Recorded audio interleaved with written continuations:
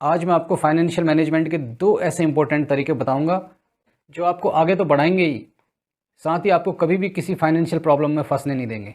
चाहे कैसी भी परिस्थिति हो, आप हर कंडीशन में, हर सिचुएशन में अपने आप को संभाल लेंगे। पहला तरीका है रिस्क कैलकुलेशन, जिसे हम रिस्क मैनेजमेंट भी कह सकते हैं, और दूसरा तरीका है 50-50 फार्मूला। इसके अलावा जिन्हें ये समझ में नहीं आ रहा कि कितना इन्वेस्टमेंट करना चाहिए, कहाँ इन्वेस्टमेंट करना चाहिए, तो उनके लिए कुछ इन्वेस्टिंग क्राइटेरिया मैं बताऊंगा। इसके लिए मैं आपको एक स्मार्ट फार्मूला दूंगा जिससे आप अपनी इन्वेस्टमेंट को मैनेज कर पाएंगे। और लास्ट में इन्वेस्टमेंट का एक बहुत ही इंपॉर्टेंट रूल 15-15-15 रूल मैं आपको बताऊंगा, जिससे आप अपने फाइनेंशियल गोल को आसानी से और जल्दी पूरा कर पाएंगे। तो फ्रेंड्स, अगर आप भी फाइनेंशियली स्ट्रांग और सक्सेसफुल इंसान बनना चाहते हैं तो ऐसी इंपॉर्टेंट वीडियो को आपको जरूर देखना चाहिए। तो आइए जानते हैं फाइनेंशियल मैनेजमेंट के उन 2 इंपॉर्टेंट टॉपिक्स को। पहला, रिस्क मैनेजमेंट।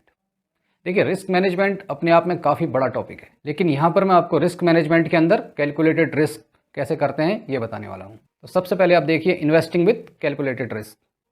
तो जब भी आप इस तरह से कोई इन्वेस्टमेंट करते हैं जिसमें आप अपनी सेफ्टी को प्रायोरिटी देते हैं, सेफ्टी का भी ध्यान रखते हैं, तो वहाँ पर रिस्क कम हो जाता है। जब भी आप कैलकुलेटेड रिस्क लेते हैं तो आपकी सफलता के चांस बढ़ जाते हैं। तो कैसे करना है, इसके 2 तरीके हैं। पहला तरीका है बैलेंस इन्वेस्टमेंट। तो बैलेंस इन्वेस्टमेंट एक ऐसा रास्ता है जो आपको बैलेंस वे में आगे बढ़ाता चला जाता है। आपका रिस्क भी मैनेज होता चला जाता है, आपका रिवार्ड भी एक बैलेंस वे में आपको मिलता रहता है। हम क्या करेंगे कि जो भी आप इन्वेस्ट करेंगे उसको 2 पार्ट में इन्वेस्ट करेंगे। एक पार्ट सेफ जगह, एक पार्ट जहाँ पर ग्रोथ हो। इससे क्या बेनिफिट होगा कि सिक्योर वे में आपका जहाँ पर इन्वेस्टमेंट होगा वो आपको फाइनेंशियली स्टेबल करेगा, आपको मजबूती देगा। और दूसरी तरफ ग्रोथ ओरिएंटेड इन्वेस्टमेंट आपको तरक्की देगा। तो अगर आप अपने पैसे को कहीं पर इन्वेस्ट करने की सोच रहे हैं तो उसको हमेशा बैलेंस वे में ही इन्वेस्ट कीजिए, सेफ्टी के साथ। दूसरा होता है लॉन्ग टर्म। देखिए, लॉन्ग टर्म के क्या बेनिफिट हैं, आप यहाँ इमेज में भी देख सकते हैं। तो लॉन्ग टर्म में इन्वेस्ट करने के कुछ अपने बेनिफिट्स हैं। अगर आपको शॉर्ट टर्म में जल्दी पैसा चाहिए, 10 साल के अंदर आपको ज़्यादा अमाउंट बनाना है, तो आपको बहुत ज़्यादा इन्वेस्ट करना पड़ेगा। लेकिन वहीं अगर आप 20 से 25 साल तक इन्वेस्ट करेंगे तो उसकी कॉस्ट बहुत ही कम आ जाएगी। केवल 500, 1000, 2000 रुपये इन्वेस्ट करके आप अपने टारगेट को पालेंगे, जो भी 1-2 करोड़ का आपका टारगेट है। तो लॉन्ग टर्म में इन्वेस्टमेंट की कॉस्ट कम हो जाती है, पहली चीज़। दूसरी चीज़, लॉन्ग टर्म में आपको कंपाउंडिंग का बेनिफिट मिलता है। कंपाउंडिंग एक प्रकार से चक्रवृद्धि ब्याज कह लीजिए। तो कंपाउंडिंग में आपको क्या बेनिफिट होता है कि लॉन्ग टर्म में आपका पैसा बहुत तेज़ी से ग्रो करता है। थर्ड, लॉन्ग टर्म में लो रिस्क बिल्कुल भी नहीं होता, क्योंकि आपकी जो भी पूंजी है उसके ऊपर आपको एक अच्छा खासा इंटरेस्ट मिलता ही मिलता है। तो लॉन्ग टर्म में रिस्क ऑटोमेटिकली कम हो जाता है, और शॉर्ट टर्म की जो भी वोलेटिलिटी होती है वो सारी चीज़ें यहाँ पर ख़त्म हो जाती है। एक वेल्थ आपके पास क्रिएट हो जाती है। तो ये लॉन्ग टर्म के बेनिफिट्स हैं। तो अगर आप इन दोनों कंडीशंस को, बैलेंस इन्वेस्टमेंट और लॉन्ग टर्म को मिला देते हो, तो ये आपका कैलकुलेटेड रिस्क के तहत इन्वेस्टमेंट हो जाता है। तो लाइफ में भी कोई बिजनेस करना हो, कोई भी आपको काम करना हो, तो उसके पीछे रिस्क कैलकुलेशन बहुत ही इंपॉर्टेंट हो जाता है। जब भी आप सोच समझ के, प्लानिंग करके, रिस्क कैलकुलेट करके कोई काम शुरू करते हैं तो आपका काम सफल होने के चांसेस बढ़ जाते हैं। तो आपकी नॉर्मल लाइफ में भी रिस्क मैनेजमेंट का ये फार्मूला ज़्यादा इंपॉर्टेंट हो जाता है। तो आइए आप समझते हैं 50-50 फार्मूला। देखिए, 50-50 फार्मूला एक सिंपल फार्मूला है, लेकिन ये फार्मूला बहुत ही कामयाब फार्मूला है। मान लीजिए आपके पास कोई अमाउंट है, आपने जो भी अब तक कमाया है, जो भी अर्न किया है, उसमें से जो भी आपने बचाया है, उसको आपको 2 हिस्सों में डिवाइड कर देना है। जैसे मैंने अभी आपको बैलेंस इन्वेस्टमेंट का एक तरीका बताया था, ये भी बिल्कुल सिमिलर है, बस इसमें थोड़ा सा चेंज है।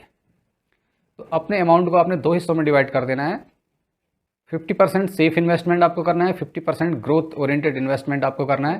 तो इस फॉर्मूले की खास बात यह है कि आपने जो भी इन्वेस्टमेंट के अपने टारगेट्स रखे हैं, 1 साल, 2 साल या लॉन्ग टर्म के, तो उससे आपकी जो भी अर्निंग होती है, आपको उस अर्निंग को फिर से 2 हिस्सों में डिवाइड कर देना है। 50% सेफ, 50% ग्रोथ ओरिएंटेड। और इसके अलावा आपकी कोई अलग से अर्निंग आ रही है, अदर सोर्स ऑफ अर्निंग, यानी कि आप कहीं पे जॉब करते हैं, आपको साल भर में कोई बोनस मिला, या आप बिज़नेस करते हैं, आपकी कोई अलग से इनकम आ गई, तो उसको भी आपको इसी तरह 50-50 यानी कि 2 हिस्सों में डिवाइड कर देना है। एक आपको सेफ जगह इन्वेस्ट कर देना है, एक आपको ग्रोथ ओरिएंटेड जगह। तो इस तरीके से आपका लाइफ का जो पैसा है वो बैलेंस होता चला जाएगा। एक तरफ आपको तरक्की मिलती चली जाएगी, एक तरफ आपका सेफ जगह इन्वेस्टमेंट होता चला जाएगा। इस तरीके से 50-50 फार्मूला अपनाते जाइए और लाइफ में आप बहुत तरक्की कर जाएंगे। अपनी पर्सनल लाइफ में भी आप अगर चीज़ों को बैलेंस करके चलेंगे, एक पार्ट अपनी लाइफ को आप सेफ्टी को प्रायोरिटी देंगे, दूसरी तरफ ग्रोथ को प्रायोरिटी देंगे, तो इस तरीके से आपकी लाइफ भी एक बैलेंस वे में आगे बढ़ती चली जाएगी। कैसे भी लाइफ में प्रॉब्लम आ जाए आप आराम से संभाल जाओगे। अब लोग क्या करते हैं, या तो सारा पैसा सेफ्टी में लगा देते हैं, इससे क्या होता है उनकी ग्रोथ रुक जाती है, वो उतनी तरक्की नहीं कर पाते लाइफ में। और कुछ लोग क्या करते हैं, सारा पैसा ज़्यादा लालच के चक्कर में रिस्क एसेट्स में लगा देते हैं।